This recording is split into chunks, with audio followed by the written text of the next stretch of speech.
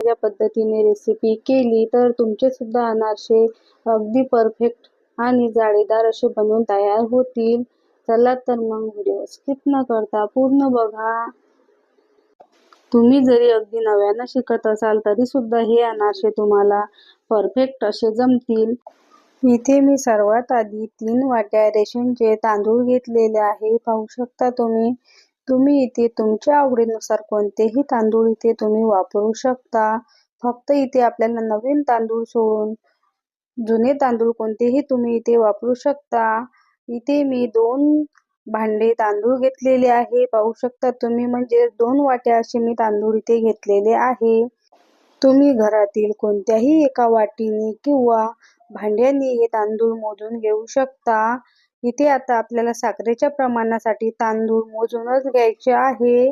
त्यानंतर हे तांदूळ मी स्वच्छ असे 3 ते 4 पाण्याने धुवून घेतलेले आहे. पाहू शकता तुम्ही. आणि त्यानंतर यामध्ये भरपूर सारं पाणी घालून हे तांदूळ आपल्याला 3 दिवस असेच भिजवून घ्यायचे आहे. त्यानंतर आपल्याला यामधलं रोज सकाळी पाणी बदलायचं आहे. इथे मी आता 3 दिवस तांदूळ छान असे भिजवून घेणार आहे आणि रोज यामधलं पाणी सुद्धा बदलून घेणार आहे. इथे आता 3ऱ्या दिवशी पाहू शकता तुम्ही, आपले तांदूळ छान असे भिजलेले आहे आणि रंग सुद्धा छान असा पांढरा शुभ्र आपल्या तांदूळाचा झालेला आहे. इथे मी आता एका पुरणाच्या चाळणीवर हे तांदूळ छान असे पाणी यामधलं नितळून घेणार आहे. पाहू शकता तुम्ही. त्यानंतर आपल्याला हे तांदूळ एखाद्या कॉटनच्या कपड्यावर छान असे पंख्याच्या हवेखाली सुकवून घ्यायचे आहे. आपल्याला इथे तांदूळ खूप जास्त अजिबात सुकवायचे नाही. अगदी हाताला असे हलकेसे ओले राहिले पाहिजे इतपत आपल्याला हे तांदूळ सुकवायचे आहे. अगदी कोरडे सुद्धा आपल्याला हे तांदूळ करायचे नाही. अशा प्रकारे हाताची मूठ बांधून बघायची आहे. त्यानंतर आपल्याला इथे मिक्सरच्या भांड्यामध्ये तांदूळ घालून छान असे हे मिक्सरला वाटून घ्यायचे आहे.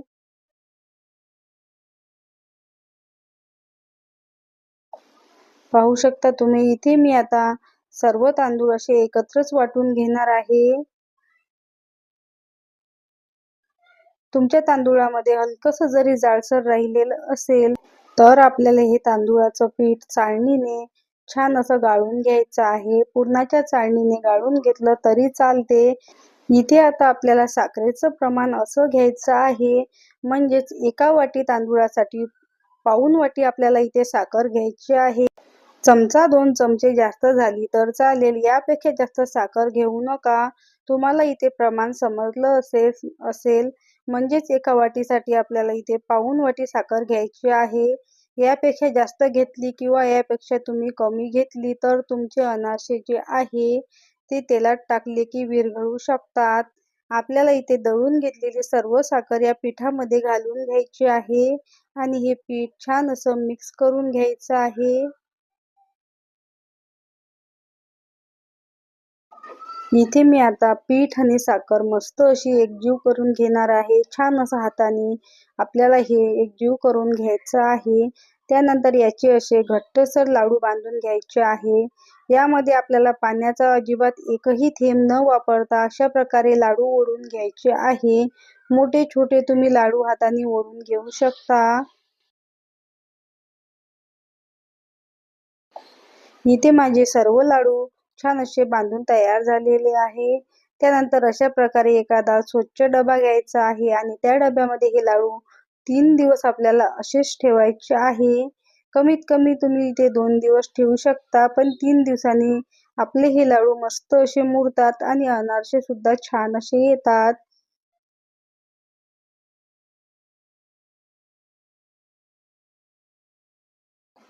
इथे आता मी या डब्याला झाकण लावून 3 दिवस हे लाडू असेच मुरत ठेवणार आहे. 3 दिवसानंतर पाहू शकता तुम्ही, आपले लाडू मस्त असे मुरलेले आहेत.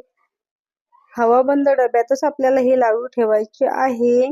त्यानंतर त्यामधला एक लाडू मी इथे बाजूला काढून घेतलेला आहे. तुम्हाला इथे आता जितके अनारसे बनवायचे असतील त्यामधला तुम्ही एक लाडू काढून अनारसे बनवू शकता. यामध्ये आता आपल्याला चमचा 2 चमचे दूध घालून मस्त असा या पिठाचा गोळा मळून घ्यायचा आहे. सर्वात आधी जास्त दूध आपल्याला यामध्ये अजिबात टाकायचं नाही. बस 2 ते 3 चमच्यामध्येच आपलं हे पीठ भिजवल्या जाते. इथे मी आता सध्या एकाच लाडूचं पीठ भिजवून घेतलेलं आहे. पाहू शकता तुम्ही. तुमच्याकडे जर वेळ असेल तर हे पीठ तुम्ही 10 मिनिटं असंच भिजत ठेवू शकता. नाही भिजत घातलं तरी चालते. त्यानंतर या पिठामधला अगदीच छोटासा गोळा घ्यायचा आहे आणि छान असा याचा गोळा तयार करून घ्यायचा आहे. इथे आता तुम्हाला कितपत पातळ आणि छोटे मोठे अनारसे बनवायचे असतील तितका तुम्ही इथे गोळा घेऊ शकता. खूप जास्त मोठा सुद्धा इथे आपल्याला गोळा घ्यायचा नाही. त्यानंतर इथे मी एक प्लास्टिक घेतलेलं आहे. त्यावर हलकसं तेल लावून मस्त असा बोटाने अनारसा थापून घ्यायचा आहे.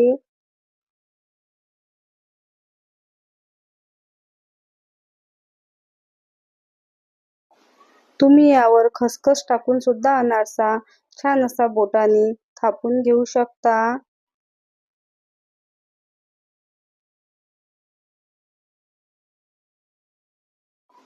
पाहू शकता तुम्ही. इथे माझा छान असा अनारसा बनून तयार झालेला आहे. इतपत मी पातळ इथे अनारसा तयार केलेला आहे. त्यानंतर इथे मी तेल हलक्या मीडियम गॅसवर छान असं गरम करून घेतलेलं आहे. खूप जास्त इथे आता आपल्याला तेल गरम सुद्धा करायचं नाही आणि खूप जास्त थंड सुद्धा नको. तेल गरम झालं की आपल्याला गॅस अगदी लो करायचा आहे आणि अशा प्रकारे अनारशावर आपल्याला चमच्यानी किंवा झाऱ्याने तेल बुडवायचं आहे. म्हणजेच आपल्या अनारशाला छान अशी जाडी सुद्धा पडते आणि वरून सुद्धा अनारसे तळल्या जातात. आपल्याला अनारसे जे आहे एकाच साईडने तळायचे असतात. पाहू शकता तुम्ही. मस्त असा जाळीदार आणि पांढरा शुभ्र हा अनारसा आपला तळून तयार झालेला आहे. गॅसची फ्लेम तुम्ही खूप जास्त मोठी ठेवली तर अनारसे लाल होतात. इथे मी तुम्हाला दुसरा सुद्धा अनारसा तळून दाखवणार आहे. तुम्हाला जर हलकेसे लाल अनारसे आवडत असतील तर थोडेसे जास्त तळा. लाल सुद्धा अनारसे छान असे लागतात. छान असं आपल्याला या अनारशावर तेल उडवायचं आहे म्हणजेच अनारशाला मस्त जाडी पडेल. इथे मी आता अशाच प्रकारे सर्व अनारसे तळून घेणार आहे.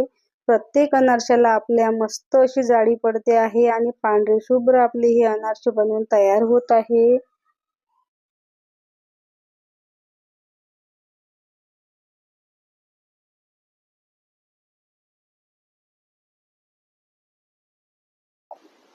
पाहू शकता तुम्ही.